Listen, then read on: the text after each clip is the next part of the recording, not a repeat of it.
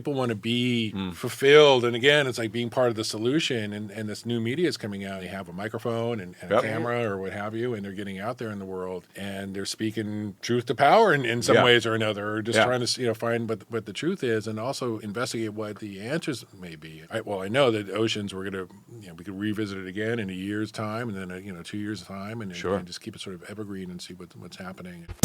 Yo, hey, what we gon' slap today? Yo, hey, what we gon' slap today? All right, the world may not need another podcast, but it can definitely use a slap. I'm Rick Barrio Dill. I'm Aja Nakia. Yeah, and welcome to Slap the Power. On the show today, the future of the free world is in full effect, and it happens to be 10 feet away from us.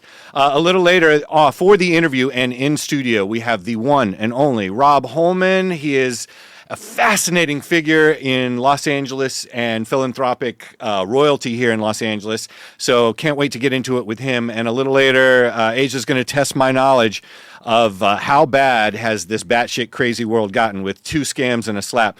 But first, as we mentioned last week on the show, all season, it's something you guys want to know about this because it's incredible work. And so we've named this The Adventures of Aja, or also Aventuras de Aja.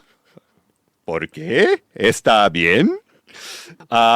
There's so many from her adventures and all the stuff that she's done, from Malawi to Kenya this last trip, to Greece, and then now how that's relative to where we are here. So we pass the ball to the one and only Aja Nikiya, who's here to further in episode 2 of Aventuras de Aja. Welcome, Aja. So happy to have you back.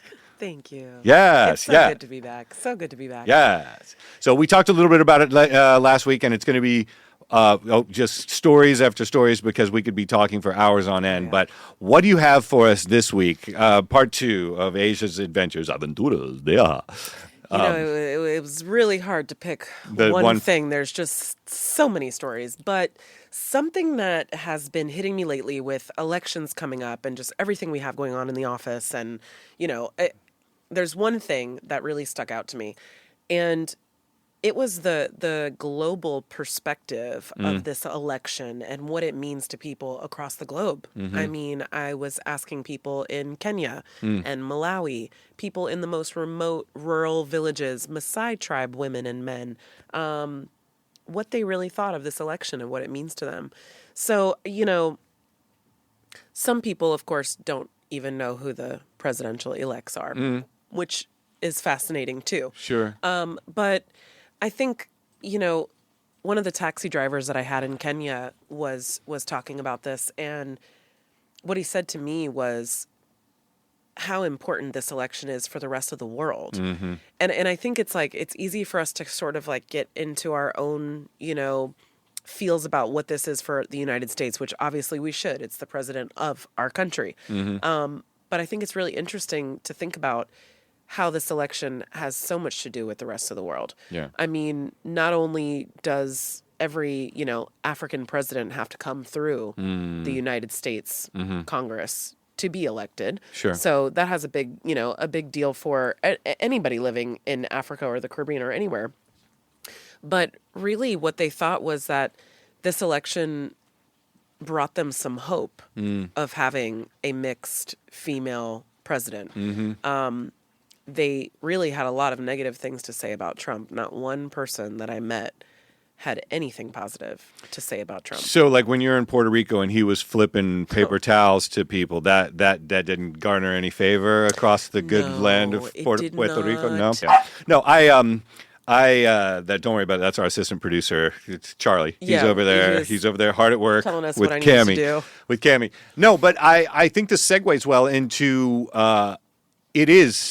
it's the focus is on our country, or is this going to be something where we live up to the multicultural, multiracial idea? So it's an interesting time, and I guess from your travels now and being gone out of the country for a while, and now you're coming back, is there? And you obviously you're next door. We're next door to the Harris volunteer office and Harris campaign and such. Do you find that from coming back it's almost like the duty. We are now at a place where we have to kind of get this right, or because it feels like to hear you say that. It's like I never kind of thought about it. The rest of the world is sort of depending on us, not just, hey, we need you to get off the couch and go vote, or send your mail-in ballot in, No, absolutely. It feels like very weighted. Yeah. It's like, wow, everyone is depending on this because the U.S., no matter how we want to think about it, sets the stage for the rest of the globe. Yeah. I mean, it really does from every different aspect, but I think this one is just so particularly important, and just to feel their confusion and their distress with how we could possibly put a convicted felon as a presidential candidate, it's very confusing to them. They don't understand how that would work because they see this candidate is supposed to be, the most magnificent intellectual, person that's running the country. And so it's interesting to see it at this raw, innocent level of like, how does this even happen? Like legally, I don't understand how you can have someone that is a convicted felon running for president. And I don't have an answer for them. We said this a while. We said this 2 years ago. The motherfucker can run from jail. So you know what I'm saying? Yeah. And how do you explain that to someone in Kenya, though? Yeah. No. Exactly. And it's an interesting thing because I feel like we're at this point in time where disinformation, misinformation. When you see Elon Musk buy Twitter for $44 billion, now it's barely worth 10, and you run a company in the ground like that to get on it and then propagate falsehoods. This is the same guy that said, media needs to be bipartisan and stuff, and he's speaking at Trump rallies, spouting lies, getting people scared to death. And it's turned into this sort of cult kind of thing that I'm concerned about in a way that is, it's all, and I understand why the rest of the world might be looking at us and like, how can we do it? I mean, literally, I was standing Tax cuts, that's how we can do it. Masimara with a tribe in a village hut. Yeah. And the man said to me, Trump is a very, very bad man. And I said, yes, my friend. Yeah. Yes, he is. Yeah. I mean, it's like everyone else gets it, and you feel like you're going crazy. You're like, this man in the middle of the Masimara, in a complete desolate, small village is like, he knows. He can smell it from a mile away, Yeah. And when you're traveling as somebody that's going into these other countries, they're looking at you as, a role model. Yeah, sure. And so it's Especially quite the role, embarrassing. Yeah, the role you play in the places you find, the situations you find yourself in. That's kind of amazing. So that was just, that was something on this trip that was just so high up on the conversations from the remote villages to the slums to, even the, higher ups that I was dealing with in the government while I was traveling. The resounding board is that what the heck is going on and how could you let this happen? Yeah. And we're all kind of scared for you. Yeah. And when it's like sad to me when I'm third world. scared for me. It's sad to me when third world countries feel sorry for us. Yeah, that's sad. It is, and it's also, I think the stakes are so much higher, and to see Elon Musk like getting on a podium a couple weeks ago where it's just like he's saying the same thing, that the stake of all free and fair democracy and all that is he's striking a chord in a cult of personality way that Elon stands to benefit from a deregulation standpoint, whereas absolutely. Trump stands to benefit from staying out of jail. And it kind of segues into, we're going to be talking to Rob a little bit later and looking forward to sort of integrating on, as we talked about kind of last week too, on our first episode back. This season is dedicated towards, we have so many artists that we've now built up that are around us that are using their power for good in social progress and social change yourself. It's why I'm so honored to have you here with us now as well. And I think drawing a light to that is very important because it is now, I feel like, more important than ever to cash in our chips, use this opportunity to make sure people understand putting Trump in addition to him just needing to stay out of jail, right? Just that simple thing. we have the climate to think of. We have the oceans to think of. We have the arts. We have, what we want to say about education. We have so many things that we need to talk about. And I like being in a building place, not in a tearing down place. And it feels like at the same time, now's the time to kind of make sure that we don't fall prey to this sort of, how bad can it be? It's like, no, it could change the way all of us, life as we know it, in a way that is, that's why I'm glad we have this show and have it here. And have people like Rob and artists that we're talking to that are making social progress in, despite all of the chaos that's going on. So it's a really great place to be, and just the energy we have, in the room with these game changers. Yeah. So I'm happy to be here. Hey, all right. Well, when we come up after the break, our interview with the one and only Rob Holman from the Grateful Film Fund, and we'll see you after the break. All right, joining us for the interview today in studio, he's the executive director and board chair of the Grateful Film Fund.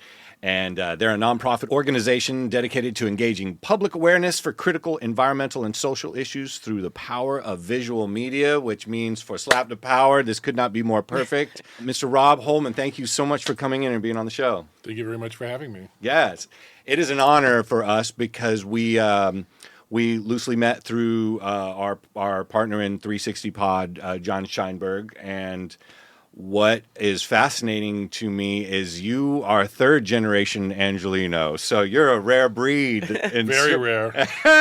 In so many ways. So please, for those people that do not know about you and as a third generation Angelino, please tell everybody a little bit about yourself. Sure. Well, I'm a third generation Angelino. What more to know? What more do you need to? I have a couple fourth generations at home.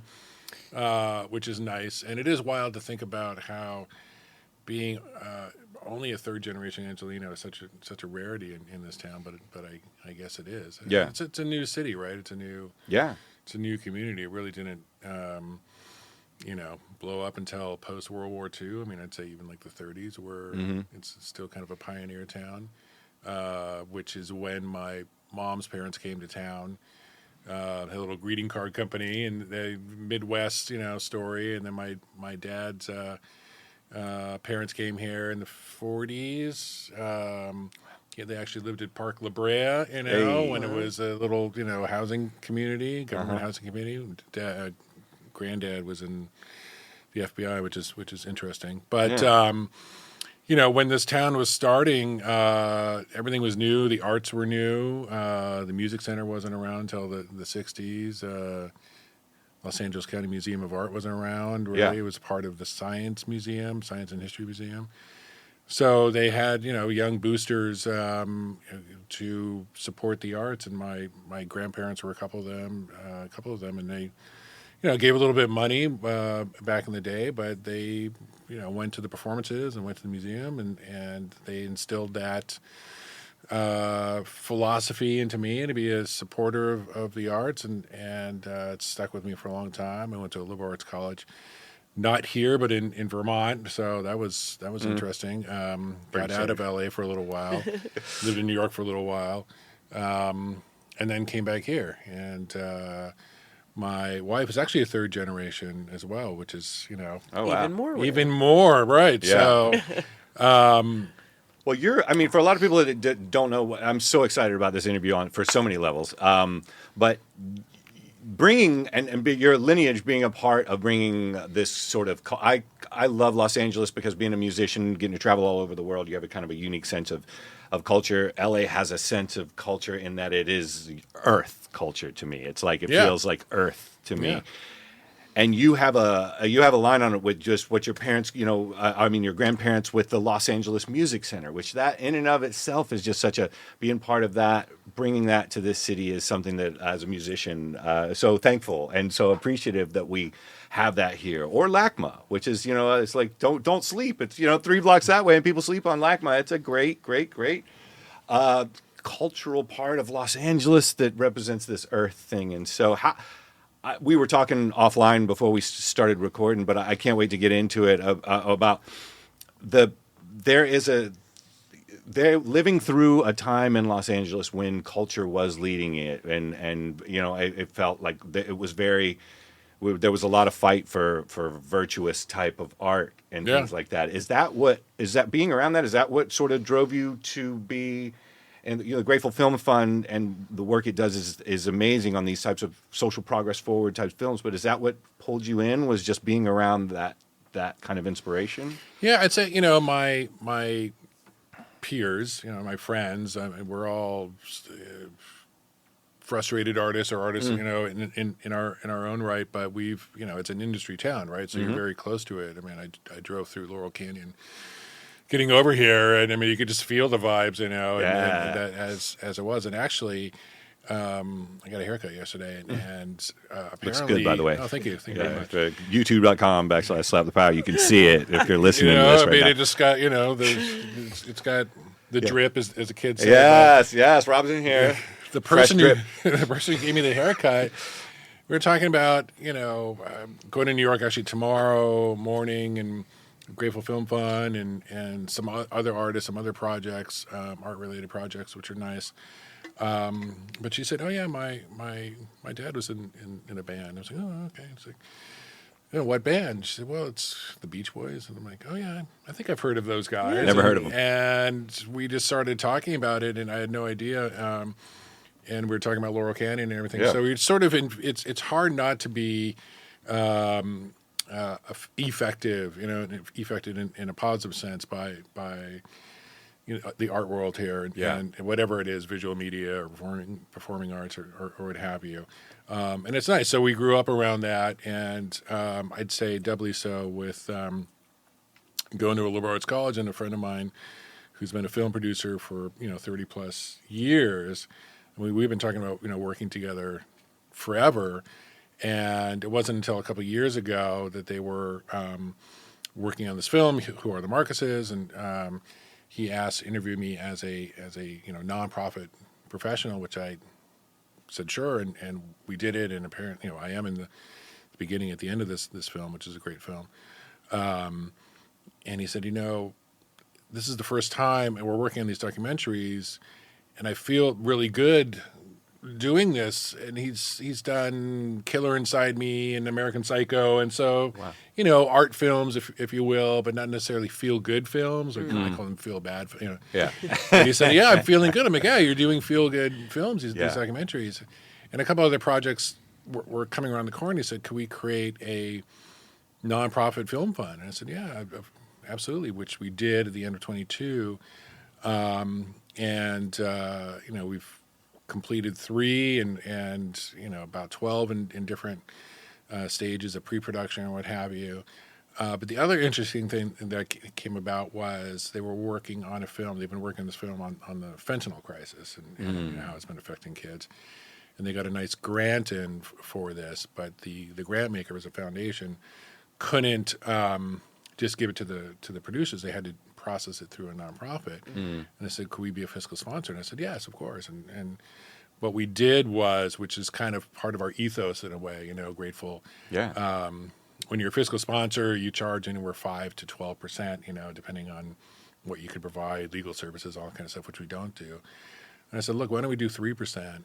It's 2% less, but that's 2% more for the filmmakers." Get it done. And what's happened with that is a lot of people have come to us looking for help, and this is how we got connected, and with John and Susie, and the autism doc Scott Steindorf, and it's been really nice, So we're helping out, and we're looking at just like what our mission is. It could be the most complicated issues, the most difficult subject matter, but as long as we're providing the filmmakers are providing some sort of solutions or ideas of solutions. And I have to say too that these first 2 films, Marcuses and Fioretta, which is Randy Schoenberg, he's the one who rescued the Klimt painting, from the Austrian government. He's a part-time genealogist, and he's gone back to the 1400s. His family's Jewish history.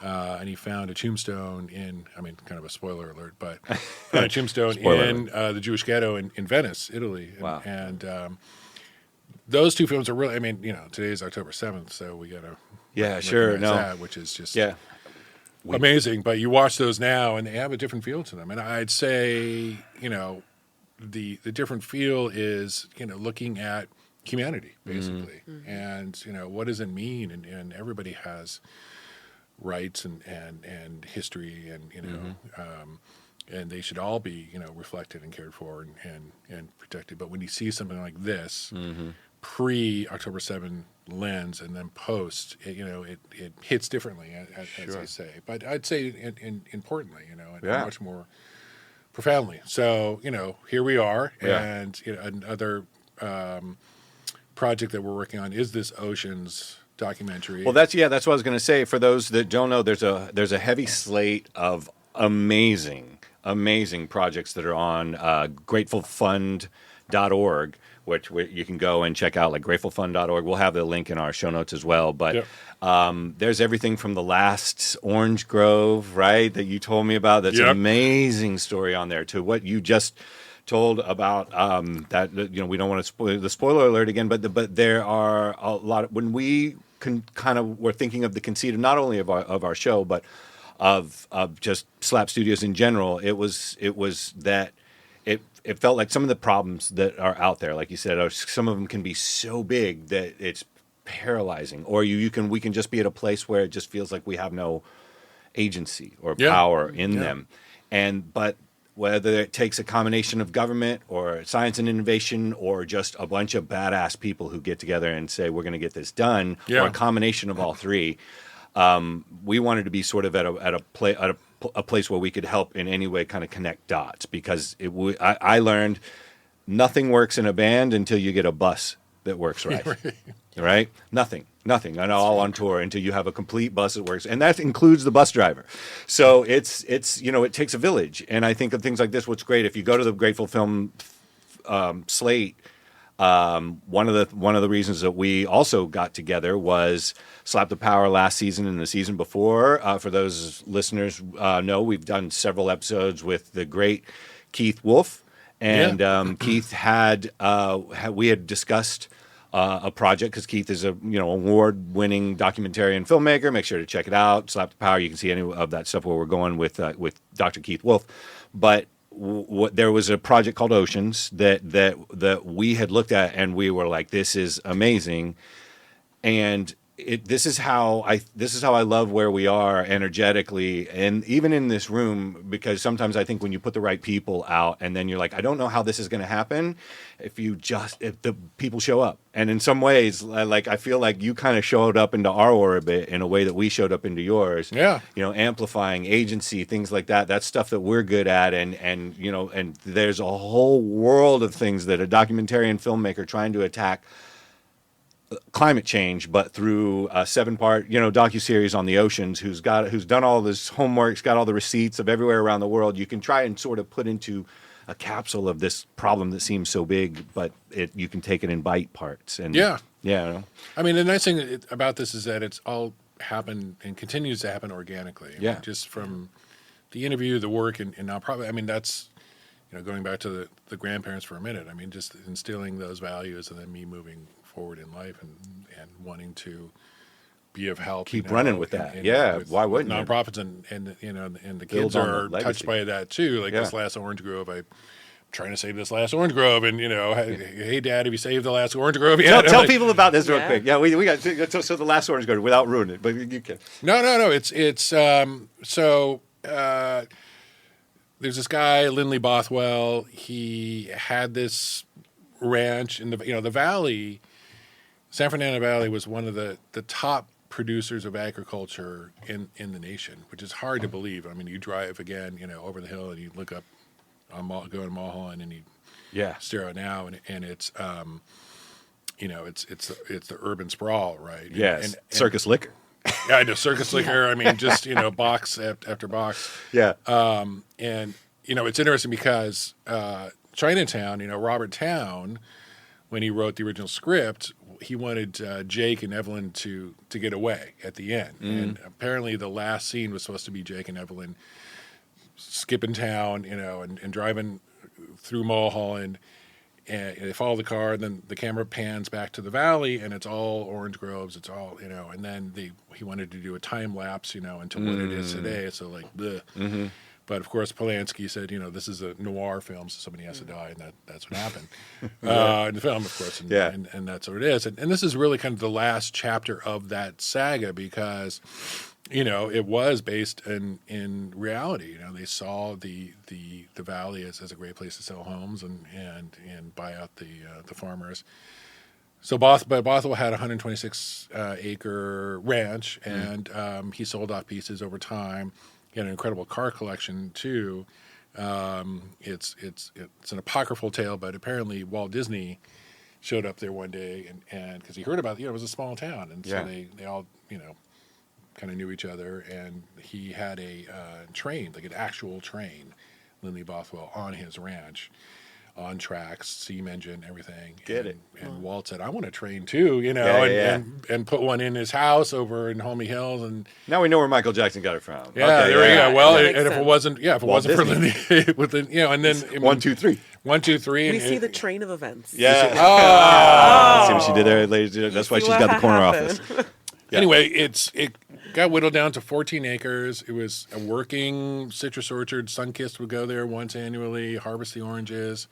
And he passed away in the 80s, but his widow lived there, and she wanted to keep it, forever. But it was one of those shirt sleeves where when she passed away, the descendants sold the car collection for $17 million, and half of it went to taxes, and they said the ranch was next. And it's interesting because we were looking at maybe moving around that area, Tarzana, Woodland Hills, and we were given addresses of these. I had no idea, and I saw this rectangular piece of land. You could see it on Google Maps. And I said, "What is that?" And I found out it was this ranch, and I thought, "Oh, okay." And then all of a sudden, it came up for sale.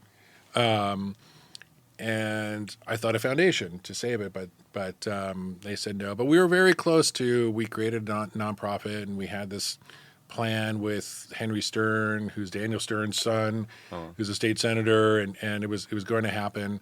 But at the last minute, they pulled out of the deal.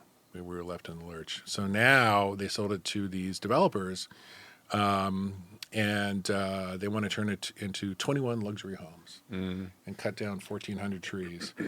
And I'm pretty much out of it because I was like threatened and all this kind of stuff, and I didn't need that aggravation. But the filmmakers came to us and said, "Hey, we've heard about this ranch." I said, "Oh, okay, great, go ahead and if you want to make it, and raise funds for it, be our guest." And there is a trailer that's on the website. We actually have a YouTube channel now. And it's an interesting thing because it's live, right? So we don't know what the end is going to be. And the end could be all the trees are cut down, and they're And it's the last orange grove, essentially. I mean, there are other orange groves around, and it's a little bit of a misnomer to say it's the last, but it really is the last of that. Yeah. Last of that history, and we wanted to have before Bob Hope bought up all the valley, and then we wanted to have kids go there and see what it was like, and they could juice the oranges, and we were talking about kids from neighborhoods, disadvantaged neighborhoods, and there's a guy, Ron Finley, who he's big on having community farms, and this was something where they could experience that and actually bring a tree home with them and all that. But it's just weird, it's one of those things like what's the solution there? And of course the solution is green space, and we were talking about COVID before we went live here and what have you, but we're losing a lot of green space, and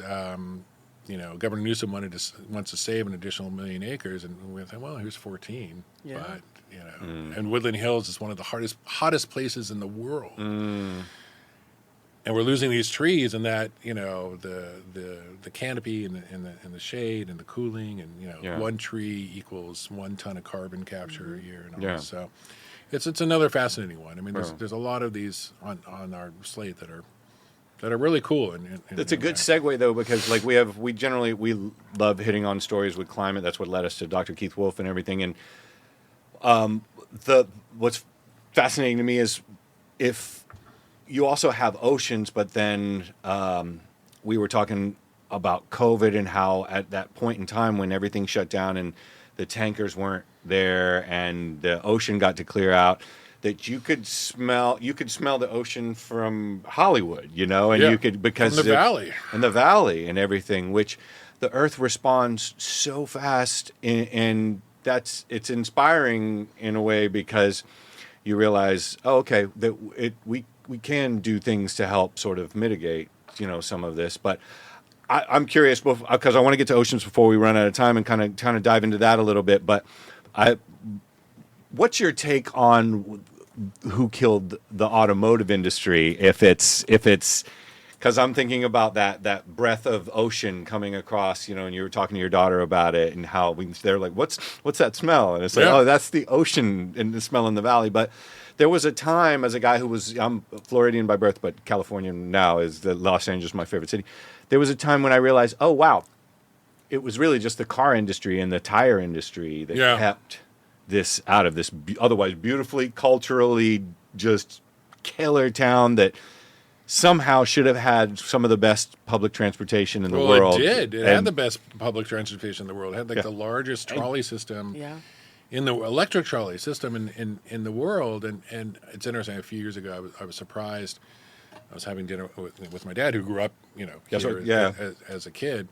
And he remembers it first-hand experience, and he said, it was the car companies and the tire companies, and all because they saw part of the urban sprawl experiment, what Dorothy Parker called, 32 suburbs in search of a city or something like that, as a great way to sell tires and cars and oil, and there's the truth is never simple or pure, as Oscar Wilde said, whatever, but I'd say, that it was kind of, the trolley system was fading, but still it was, and now we're spending hundreds of millions of dollars, if not billions, rebuilding it now, in some ways.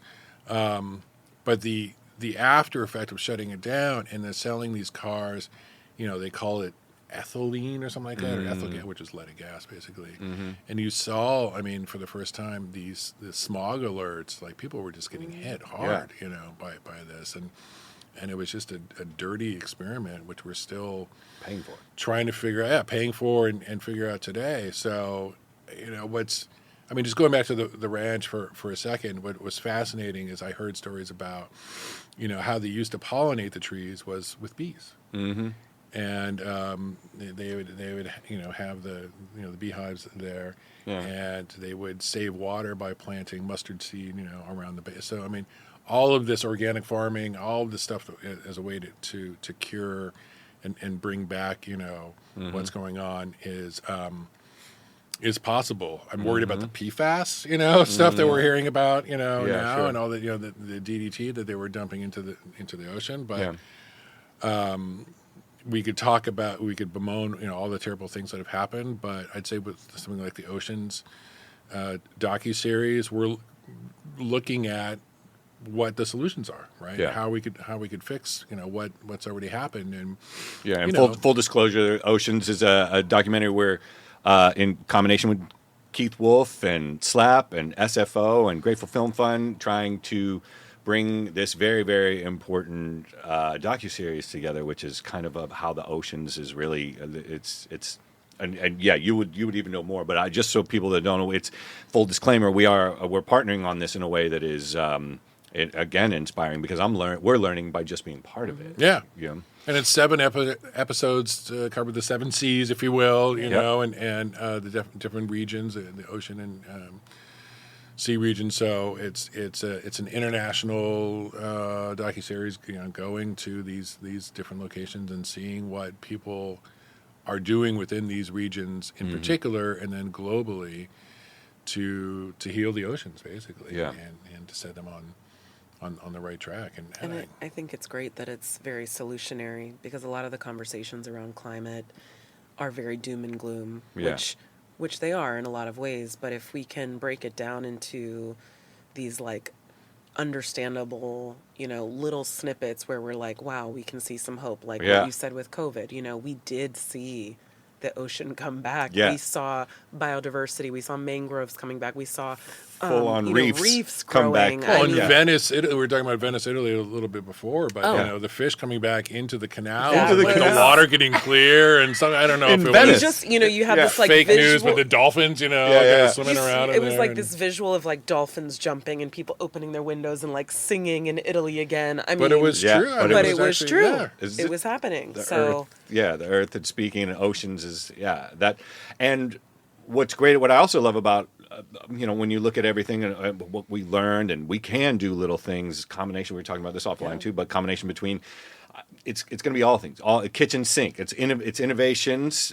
Which is towards the end of the docuseries, which leads into what I think is a great sort of bridge or Venn diagram where the people that we've kind of moved past like climate deniers, if we can just more have a conversation that yes, this is a difficult problem, and and where science gets weaponized and things like Yeah. that.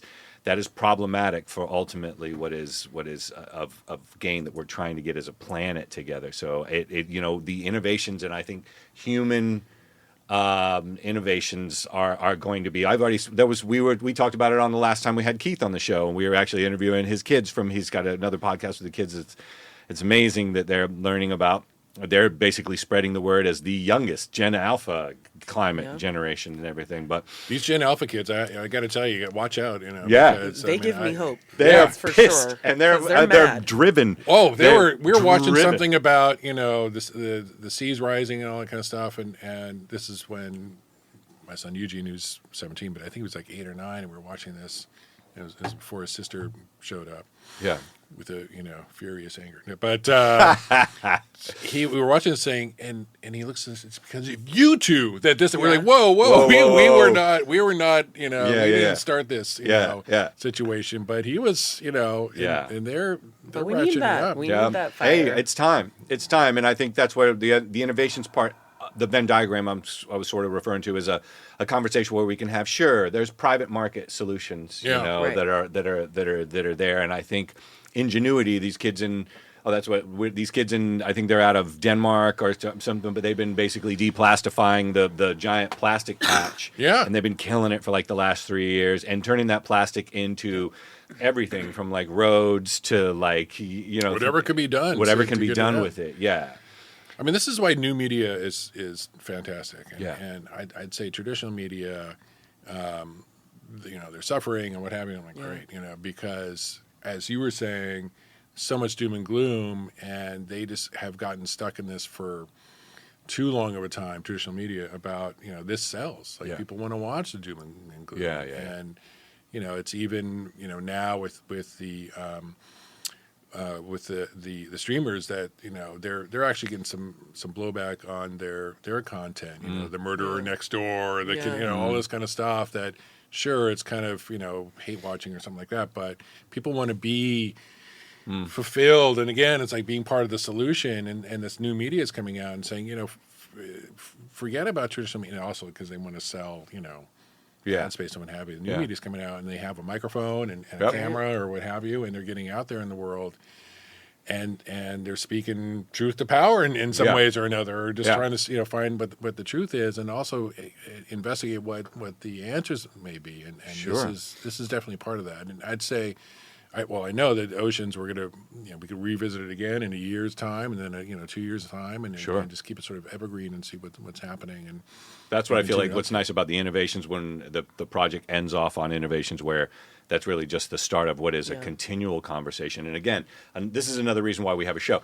It's a constant communication that we're having with, whether it be our fan base or people that want to have a conversation that they don't necessarily hear in a lot of places, with people that they may not be able to be listening to, like this conversation and things. But I'm fascinated by not only new media, but I also feel like just the sort of transparency on where it feels like we're entering into this time where you just kind of can't bullshit your way through anything, and so you can't. It's impossible. It's now. impossible. I mean, so they try stop to say it, trying to do it. Now, don't get me wrong; it's still getting weaponized, in old media. Any party, you know, is using it. But is using we're it. next door to the Kamala Harris campaign for president, and the thing is, when I ask people to show receipts on anything and stuff like that, oftentimes people on the right can't produce correct, accurate receipts, and whereas on the left, we're generally people that are usually too concerned with the truth. But what I do find is both at the core actually do want a level of truth. Yeah. I think it's just we're being sold slightly different, you know, mistruths, you know, if you can, or whatever. And this is where I think that conversations like this are really important, because it's like you're just doing the work. Yeah. Asia just got back from Africa building wells for girls. She's doing the work. Excuse me, doing the work. And that's what we're trying to do here too, is figure out, okay, how can we do much more power by who do we need to get involved? Who can we bring light to certain subjects, you know, and bring the awareness of things, and whether it's an orange grove or an atrocity against a generation, or whether it's, I think, climate change and using, you know, oceans and solutions to solve it. It's like there's all these conversations that need to be had, and so and just the stories that are being told as well. I mean, we're working on some narrative projects too. We have a young filmmaker, Charlie Shapiro, and she heard a story from her grandmother, you know, about a small town in Poland and the Holocaust and all that, and you know, she has a modest budget, and she came to us, and we're being of help with her, and you know, telling the story in a narrative way. But it's funny, you know, because I mean, one of my all-time favorite films is Being There. Peter Sellers. my mother-in-law would kill me that I don't know. She's a Peter Sellers freak. All right, well, you're gonna watch this tonight. Homework. All right, what's it called? Homework Hold on. for Rick. Oh my God, Rick! Okay, wow, I love it. All right, lay it on me. Later, okay. We'll have to compare like top threes, because Yes. let's see, make sure we have seen our top threes. Peter Sellers is in it, and I think it was his last role, you know, tragically, but arguably one of his best. And it's called what again? Being There. Oh, okay, cool. Hal Ashby, the director, you know, Harold and Maude, 1978, 79. And it's based on the novel Jerzy Kosinski. He did the screenplay, but it's basically, I don't want to spoil it too much for you. Okay, gives me something. But Peter Sellers plays Chance the gardener, and he lives his whole life in this house, which looks like a beautiful, you know, turn of the century, and there are TVs all over. Loves to watch TV. Loves TV. Like my dad. It seems like a simpleton. Okay. You know.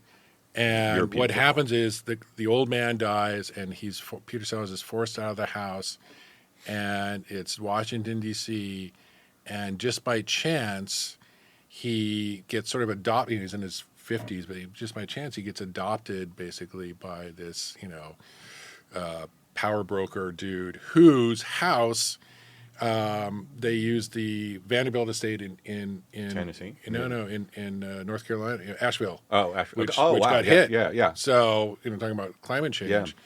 But all of these themes that we're talking about, like the zombification of the media and what have you, and then also projection onto it. I just watched it again recently, and I always picked up something different when you. I mean, first saw when I was a kid, I was like, "Well, this is interesting." And so, you know, when it came out, you're thinking, "Oh, so Reagan's the Chauncey," you know. Right. But now it keeps changing. But it's if you keep the dialogue going, and you revisit the subject matter, and you see what's changed, what's not. And I bring it up too because my 26-year-old nephew.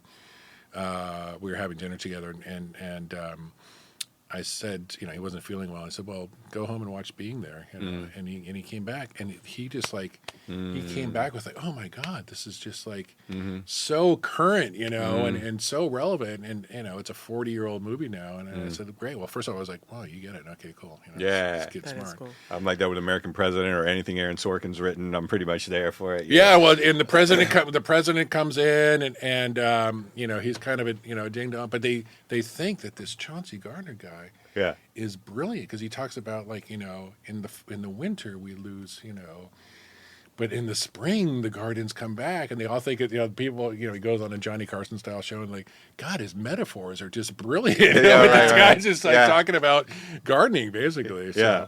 It's a good one. Now, before we let you go, are you looking? Are you also keeping your radars open because you guys have a lot on your Always, plate right yeah, now? yeah.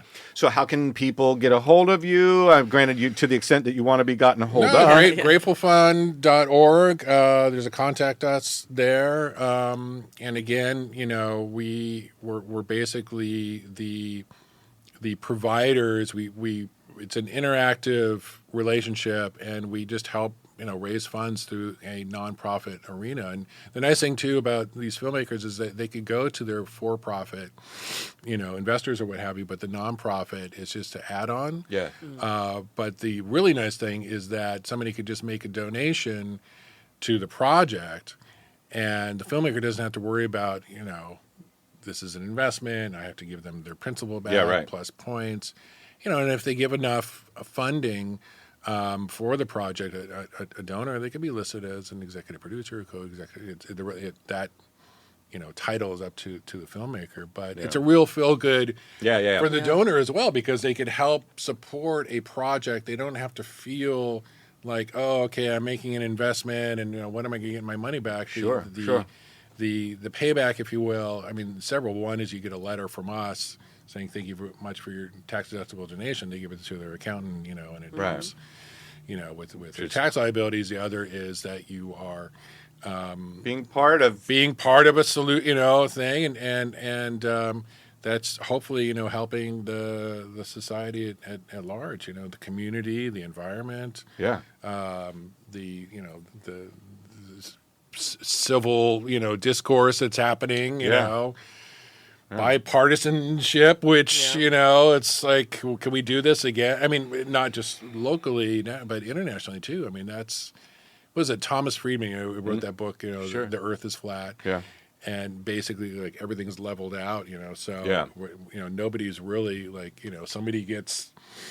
some country gets sick, and the other, and many other countries, feel it as well. But we're all in the same playing field, in a sense. So why can't we all help each other? I tried to use this as I feel like we saw this uniquely in the music industry that is now, I think, endemic and emblematic of sort of tech and so many industries writ large.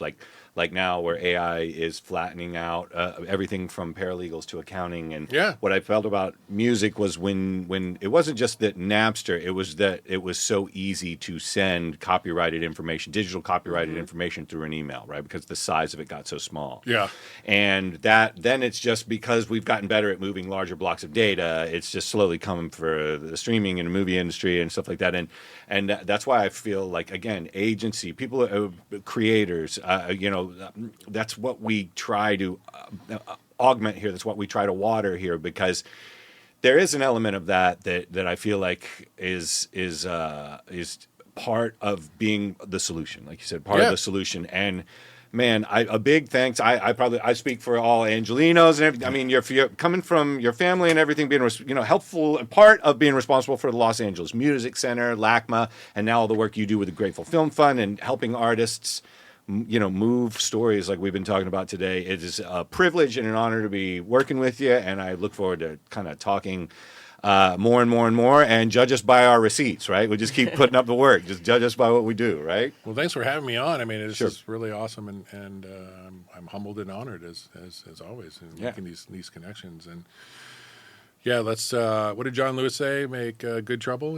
That's it. Let's continue. Continue to do that. I'd say it's making good trouble is great for everyone. Yeah. Cool. Well, thanks for being on the show. Appreciate it. We'll talk to you again soon. Yeah. Thank you. Yeah. Thanks, Rob. Yep. All right, welcome back. Rob, what a guy Rob is, right? He is the guy. Like, it's like to come from like philanthropic royalty like that. It's just an honor to have him in. And like Los Angeles, like third generation, and just so like his family has built up so much of the Los arts Angeles in LA. Music It's Center. just, Come like, on, crazy. LACMA. Love it. Yeah, it's cool. And one of the things I love the culture of Los Angeles. Los Angeles is my favorite city in the world. It's our favorite city, and it's nice to have somebody who's been fighting the fight with it. So what a great interview. If you missed that, make sure to go check out on our show notes. There's all kinds of information on Rob there, as well as links to the Grateful Film Fund. And before we get out of here, we promised you the goods. We're bringing you the goods. 2 scams and a slap. Where we're in such a batshit crazy world here. Asia's going to test me today on which of these batshit crazy things is actually true. And so I give the floor. Aja Nikiya. All right. So. Here we go. First of all, a new study finds eating chocolate cake for breakfast improves brain function. Okay. Let that's that one. marinate And in the chocolate brain. cake, brain Yes, function. yes. Got it. Which Okay, I buy, the second actually. one. That's not even is- batshit crazy. That sounds like yummy. Yeah, I was gonna say that just sounds good. Like That just sounds good, but I want to know if it's actually if it's good. If it's a good Yeah. slap. Yeah. See, now if I'm it- distracted by the thoughts of chocolate cake. I know, okay. Anyways, all right. Second, Yep. man gets a prosthetic limb and decides to live his life as a goat. Ooh. Okay. Okay. Goat. All right. Cool. Yep. And 3. And 3 is that scientists discover that dolphins are now using seashells for currency. Okay. So 2 of these things are a lie. 1 of these things are true. Uh-huh. I say one of these things, and the truth would be a slap, because we slap good shit around here. Yeah, I think the truth is that the man wants to live as a goat. That's actually really good. Is that? Did I get it? That is true. Oh shit! Okay, yeah. Yes, we have a gentleman by the name of Thomas Okay. that has decided to live his life out with goats. with a- which, As a goat, I honestly understand. respect. Sure. Because I'm probably going to end up living on an island with animals at some point. Yeah. So it's not that far off for me, but I guess for, general public, maybe Yeah. living your life with goats might be weird. Yeah, the prosthetic part is I a little. mean- Yeah. The prosthetic part, yeah, that definitely throws a wrench in it. Yeah. You know? Well, all right, slap to you. But good guess. Good- yeah, I got it. I got it. That was good. All right. Well, that's our show for this week. Make sure love yourself, love somebody else. Have some compassion, as the great Absolutely. compassion kind leader here says. And make sure if you have any questions about the election, how you can get involved, how you can help. VoteSaveAmerica.com, our good friends over at Crooked Media, as well as make sure to check out our page anywhere you get your podcasts and your socials. Yeah, and any links for, we've got upcoming caravans over to Arizona. We've got information on polling if you'd like right. to volunteer. Make phone so banks. much going on here. Phone That's banks. right. That's so many right. ways to volunteer. So yeah, check our links for, some updates and how to get to all of those places to volunteer. Yeah. Check our show notes, and we'll see you next week. Bye. Slap the Power is a Slap Network production. It's written and produced by Rick Barrio Dill and Aja Nikiya. Our senior producer is Bri Coorey, audio and video editing by Asher Friedberg and Bri Coorey, and studio facilities provided by Slap Studios LA and 360 Pod Studios.